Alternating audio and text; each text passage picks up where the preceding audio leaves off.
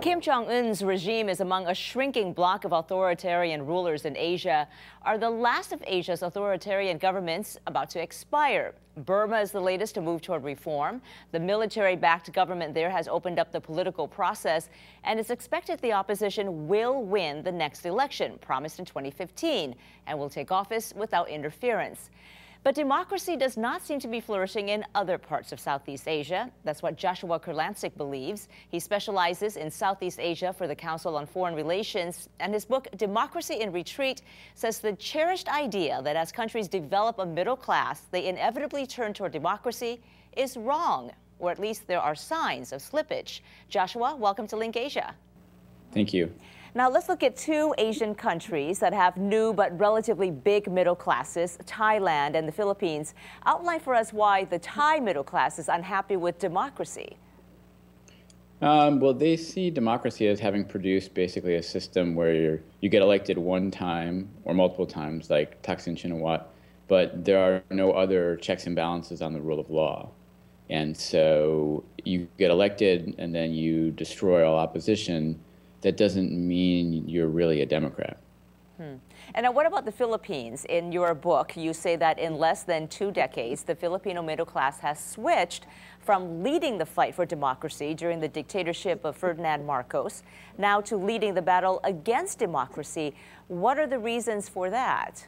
I think you just had a series of very poor leadership, and they were all elected, Estrada and Gloria.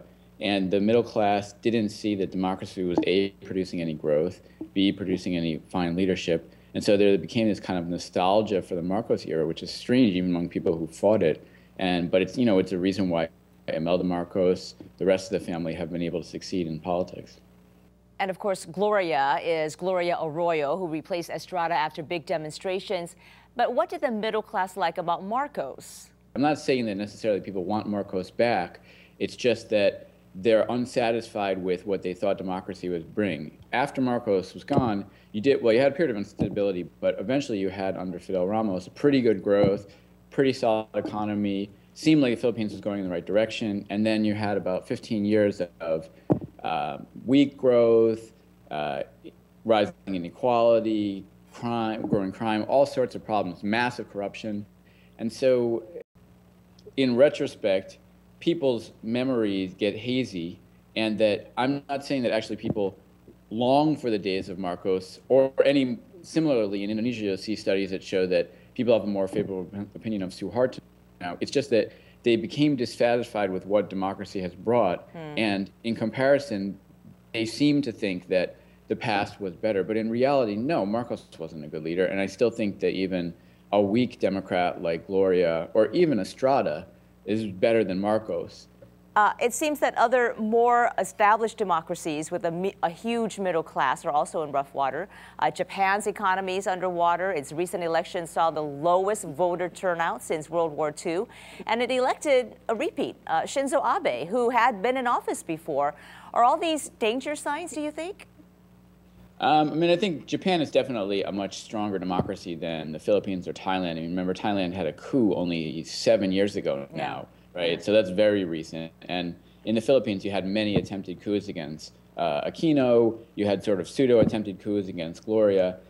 Japan is a democracy. I don't think it's going to be a reversal, but I think the type of apathy you see in Japan is very dangerous. And what happens from that apathy is you can get someone like Abe who comes back. I'm not a huge fan of Abe, but that's not necessarily so bad. I think what's worse is people just completely tuning out of the system and really not voting at all, like you said. And then that allows people who really have narrow views, like the governor of Tokyo, or like, for example, in Italy, which is not an Asian country, I know, but has really descended into a democracy where there's so much apathy that people are voting for total non-politicians. With what you've said, there seems to be a lot of common threads. A lot of the unhappiness has to do with slowing economies, corrupt or unresponsive authorities, and leaders who ride roughshod over the middle class. But are Western governments and business to blame as well for this disenchantment with democracy in countries like Thailand and the Philippines? Well, certainly, first of all, we have our own problems here in the U.S. Yeah, we certainly do. In a place like Thailand, I think that years of Western influence have been not that helpful for Thailand's democracy. Particularly, Thailand is a treaty ally of the U.S., and we haven't really said anything at different times when democracy has been interrupted in Thailand, in 91 and 92, in 2006, et cetera. So I don't think that the U.S. influence has been particularly helpful there. Joshua, thank you for joining us. Thank you. Joshua Kurlantzick is an expert on Southeast Asia and author of the book Democracy in Retreat, is published by the Council on Foreign Relations.